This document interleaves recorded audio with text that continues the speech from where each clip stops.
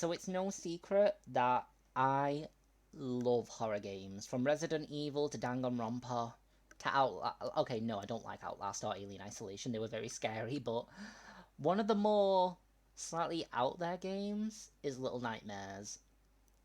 The story of a young girl named Six who must traverse a horrific restaurant known as the Maw and escape before she ends up on the menu.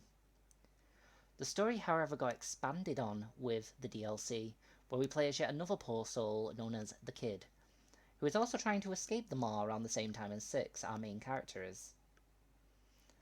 Then we had a prequel known as The Littlest Nightmares, which I can't really go too much into without major spoilers, but it's a good story, so you'll just have to trust me on that.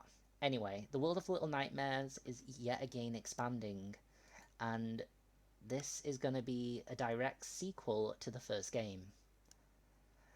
And with this direct sequel, we are given a brand new character, a young boy named Mono. Now, as you can see, Mono has a pretty great coat. I'm not gonna lie, I want that coat. That is a good coat. But he seems to be having a bag on his head, and I don't see how that could benefit him in a way.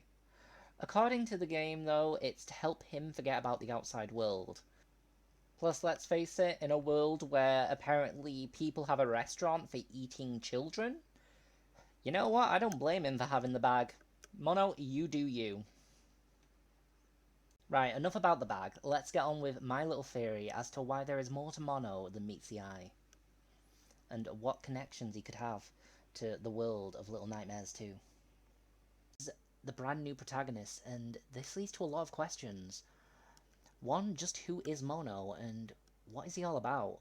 But more importantly, what does this mean for Six and the world of Little Nightmares? The word mono means single, which is ironic because we have two protagonists now. So this could be a shot at them foreshadowing something terrible happening to Six, which I pray does not happen. The girl has seen enough already, she just needs a happy ending. The name mono could also be short for the word monophonic.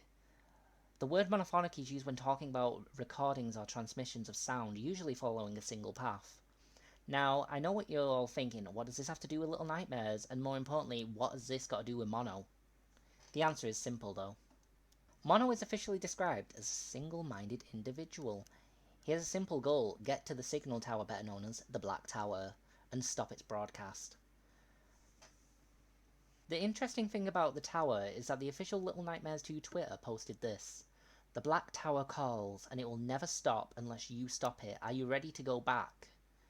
Hashtag Little Nightmares 2.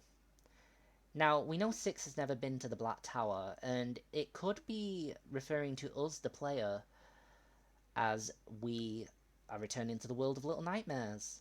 That, or what if it's referring to Mono? What if Mono is the one who has to go back to the tower?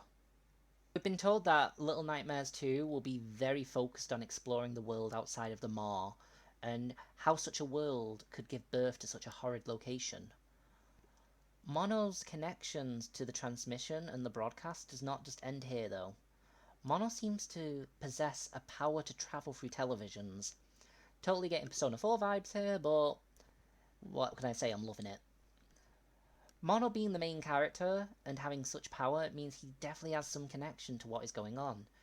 This could be the fact that he's gained the power from the tower, or maybe he was born in the tower and raised there, watching the corruption spread from the tower to the outside world. Then, with each resident that the tower would slowly corrupt with its signal, maybe Mono just couldn't take it anymore and left.